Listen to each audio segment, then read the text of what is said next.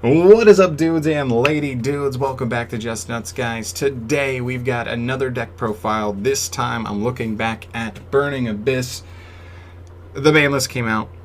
Some slight things changed. Nothing crazy. I mean, Cir and Graff went from 2 to 3. They're very minimal changes, but they are changes nonetheless to a deck that has been on the ban list for so long, and now the only card that is still on the ban list is Beatrice. But to be honest, probably rightfully so, because I don't think she's a hard once per turn, I believe. So, yeah. But anyway, I love the deck. I've always loved the deck, especially the trap variant for pure BAs. Obviously, you could play PK Fire, but to be honest, I don't think it's really worth it unless you're just playing like a really small BA package with like 3 or 4 BA monsters in it, just to like get an extra little engine in your PK build.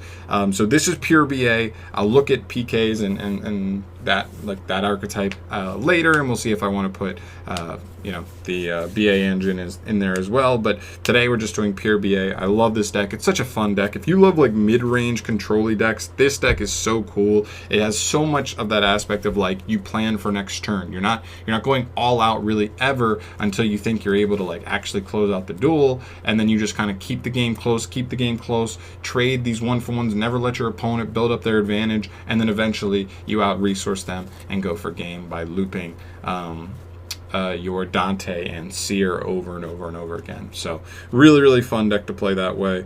Yeah, let's start off with the... Oh, actually, I guess before we get into it, real quick, if you think this mat looks clean, you have Gears of the Orcus Mech Knight on this side. You've got Crusadia Equimax on the other side. It's double-sided playmat. If you think it's dope, check the link in the description. You can pick it up below. Shout out to my man Charles from Team COG. And I actually have my own 10% code as well. So just 10 if you want 10% off, which is dope. If you want it, awesome. If not, no big deal. Moving on here, we've got our BA package here. So starting off, we've got our 3 Graff. So awesome that he is at 3. I actually found out literally today that I only have 2 copies, and I was like, what? How do I only have 2 copies? But if Graff is at 3, you play him at 3 because he's the best BA as far as being like a pseudo starter, the best normal summon pretty much. Because he actually extends you immediately. So that's why you play him at 3. He can be an extender or he can just be a starter.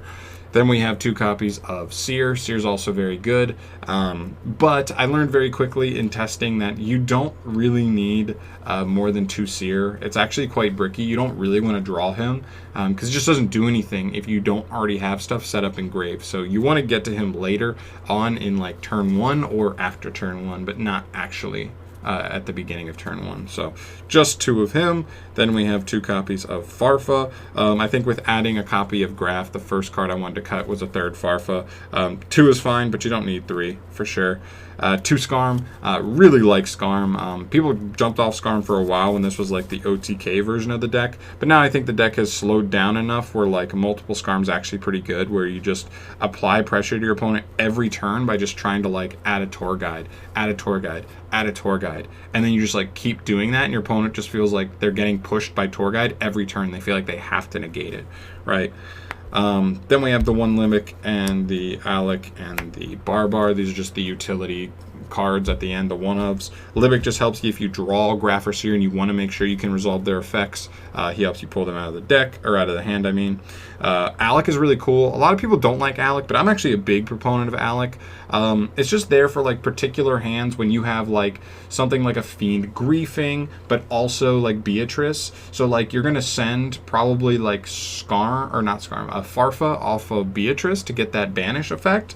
And if you still need more disruption after that, Alec is just nice because Farfa's hard once per turn, so you can't send another Farfa, but you could Fiend griefing to disrupt their grave and then send the Alec, and then also be able to get a negate after that. So it just comes up in situations where you feel like you just need a little bit more disruption on top of the Farfa, and you only have the kind of disruption that just like sends it from deck to grave. So very cool there. And then Barbar comes up in time, but other than that, he's just the biggest one and gets you some burn damage, which is pretty cool. You don't have to play him if you don't want to, but I like him still.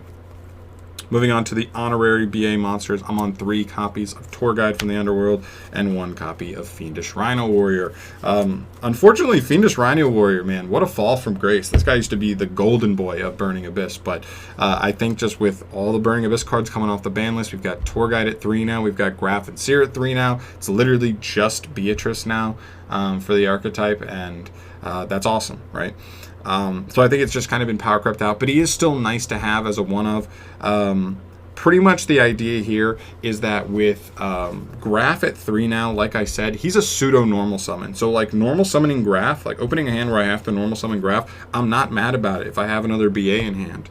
But and so because of that, like I don't need to play like 3 and 3, because then I'm just gonna end up with like too many normal summons in hand. Like I don't want to use Graff from hand because I want to use him during the turn to special from deck. So I'd rather, if I draw him, I want to normal summon him, right? So I cut down on the normal summons in the deck. I still think Torgon's a must have at 3 just because she's the best. She's the most powerful one card like play in your deck.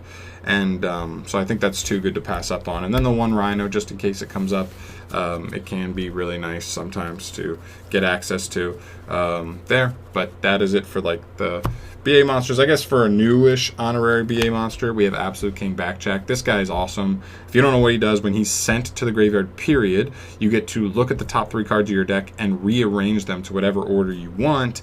Then, during your opponent's turn, you can quick effect banish him from your graveyard to mill the top card of your deck, and if it's a normal trap, you can set it to your field, and it can be activated that turn, which is like insane. So pretty much it's just going to get you access to an extra disruption. If you have a send, sometimes you're just sending him and then using him on your opponent's turn to just get you an extra trap. But keep in mind, even if you don't hit a trap, we play 15, so you got a good chance of seeing 1 in the top 3. You could see something like Farfa, Fiendish Rhino Warrior, which could then send Farfa, or you could just see Alec, right? So you have a couple of other disruptions, or you just send a Scarm, you just mill a Scarm, and then you just guarantee you have Tour Guide for the next turn. So there's a couple, there's like no way you fully whiff on this card. It's at least the chances are insanely low, but it's an insane card. I thought about playing 2, but we do play Levianeer, so we have ways to get him back you know, to the field and then link away and then get him in grave again and continue to use him over and over again, which is really good. So that's it for like the actual monsters. For the only other like monster cards I play, it's just 3 Ash and 3 Crow. So this could be any hand trap you want, but I actually like Crow right now in the format. The format's so graveyard centric right now. You have like dinos and so like dinos and Virtual World are the only 2, I would say, tier 1 decks that still remain tier 1 after the ban list, and both of which are actually weaker to both of these hand traps, right? Just hitting Misk, hitting, you know, any Virtual World monster in hand, and hitting Misk, and then hitting like possible extenders. Hitting the spell actually, if it ends up in grave, so they don't get that search, is actually like pretty good because you can like break up their hand sometimes depending on the composition. But yeah, they're both just good. They're versatile. Obviously, Crow's an easy side. I will say real quick, if you are not a budget player, I do not have access to Forbidden Droplet right now, but I would 100% play Forbidden Droplet over this card. I just think it's more impactful as a going second card. It's just so versatile in like you have, what is it? Let's see, 14 amazing discards in this deck. Like 14 just great discard targets for this deck. So I think it's just so good. So I would sub it out, but I still think DD Crow is a nice budget option, or any other hand trap. If you want to play Nibiru, that's fine. If you want to play Gamma, that's fine. It's up to you. I'm just on these because I don't like playing too many. I don't like playing like the more bricky hand traps in decks that don't really synergize with them, which I think Gamma and Nibiru don't really synergize with this deck too much because you want to maintain your board presence.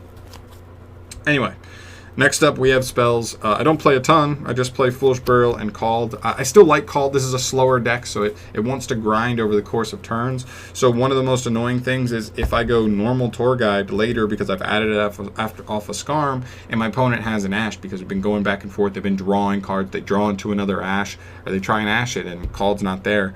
Or Veiler could also be another one. But I like it. It's just a one of, and like I said, if DD Crow's good in the format, Called's even better in the format, right? It's just so good. It's so versatile. If it's not protecting my play from going through, it's going to disrupt my opponent in the graveyard, which is also very good. So just both, I just felt like were just pretty necessary here.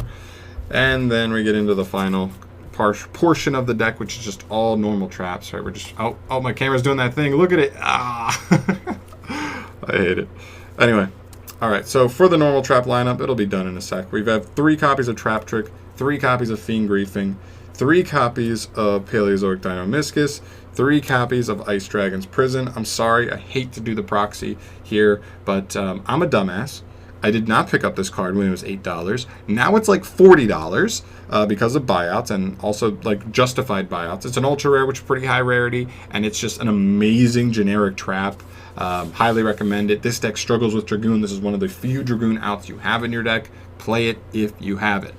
And then the Impermanence. I just like Impermanence because like it's kind of just versatile for you, right? Like it can just be going second a hand trap, but also going first. It's another card that adds consistency to backjack in getting and finding you a trap. It's another card off of Trap Trick if need be, because none of these cards are negation, right? Like this is like Graveyard Disruption and then milling a BA. This is banishing, right? So removal. This is graveyard / field removal, and none of it's negation. So I like having this as a way to, like, if removal isn't as powerful as negation is in a certain situation, I like being able to just have access to this. I just think it rounds out the trap lineup nicely there, and it also adds in more traps so that we can trigger the Dinomischus engrave to just get extra link fodder when we're trying to push into like Boral Sword and stuff. So nothing too crazy here. I think it's all pretty self-explanatory. Dinomischus triggers your BAs, which is insane, and if it gets negated, you don't even have to send the BA if you don't want to. Fiend Griefing's insane, and it's why I love the trap variant of this deck, because a lot of decks that like play traps, the traps don't get you have like the traps are like a separate engine, and they don't get you access to your actual engine. So I love that like Trap Trick and this are just like 6 more copies of cards that get you into your engine if you're not already there, right? So Fiend Griefing can like mess with their grave or double mess with their field, right? So send a Farfa, send an Alec, whatever you want to do there. Or you need a follow-up play? Cool. I'll just send Scarm and I'll get a tour guide, right? I'm disrupting your graveyard and getting a follow-up play all at the same time. I just feel like that's so crazy. I love this card in this deck, and that's why I actually love this variant of this deck. Specifically that card really, really makes the deck come together perfectly for me. All right, so that's it for the main deck. 40 cards in the main. You know how we do, right? Moving on to the extra, though, we have 3 copies of Dante, Traveler of the Burning Abyss. This version, even more so than it's ever been before, because now, well, maybe not ever, but as of the last couple of years, now that Graff and Cir are both off the list, you loop even more consistently, even more often, even faster than you ever do before. So you just get to this card so quick, and this card's just so good, right? You just keep looping this and Cir, and then sometimes you make a second one. You don't make the third one all that often, but I just honestly didn't have an exact card that I felt was necessary to play. So I was like, okay, the third Dante comes up every blue moon, so let's just play the third Dante and see where it goes. But I think 2 is absolutely mandatory. The third one, not as much, but I'm playing it here today.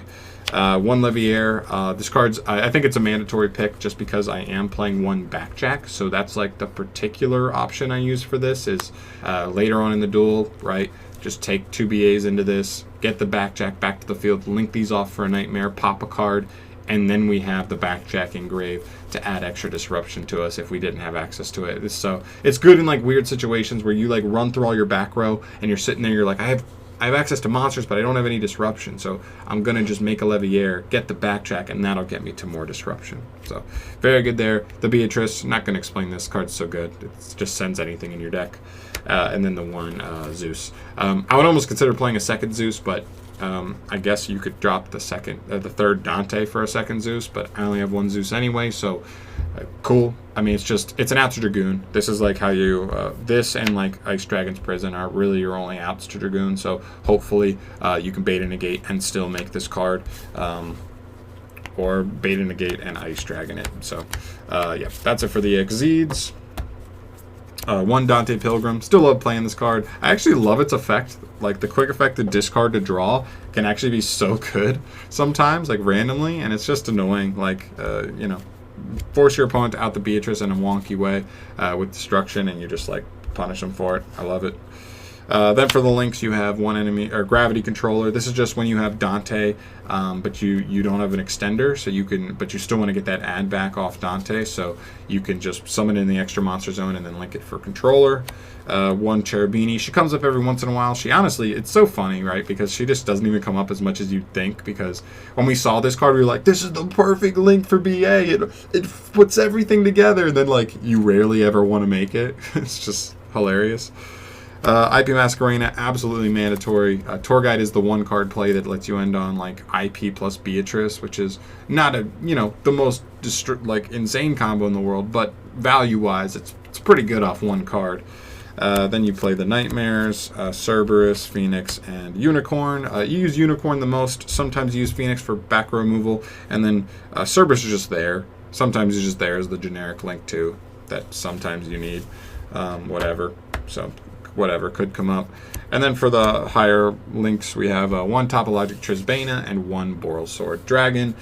We don't make a ton of links, so we just don't end up with a ton of different attributes, so that's why I'm not really playing Access Code, and I'm also not playing the package with Celine plus Hulk and stuff.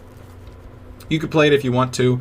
That's up to you, but I just feel like Veiler's a weaker hand trap in the format. It's just like less versatile than Impermanence. It doesn't solve the VFD problem that, you know, that Virtual Worlds are doing, and it also turns on Triple Tactics talent where Imperm does not. So I just feel like Imperm is like better for like 4 different reasons, and yeah, so I didn't want to play a worse hand trap in my deck just to make one little package fine. This deck makes Boral Sword just the same, and I think Boral Sword's actually better at just straight OTKing. It just doesn't have the utility of also being an insane removal card. And then this card, versus back row decks going first, this card's insane, right? Like, if you just end on the play with, like, what is it, Beatrice plus, it's, like, the most insane thing, right? Because you can just, like, all in one fell swoop, you could just do a quick link into Trisbana and then like summon a BA under it and just like wipe your opponent's back row. It wipes all back row, so definitely be wary of that. We're playing a back row deck too, but there could be situations where this is just game, right? Like you say, I dare you to like set some back row because you're going to lose if you do. Right, so it's just cool. It's a nasty card versus back row deck, so just be careful how you use it, but man, when it comes up huge. And that's going to do it for us here, guys. That is everything.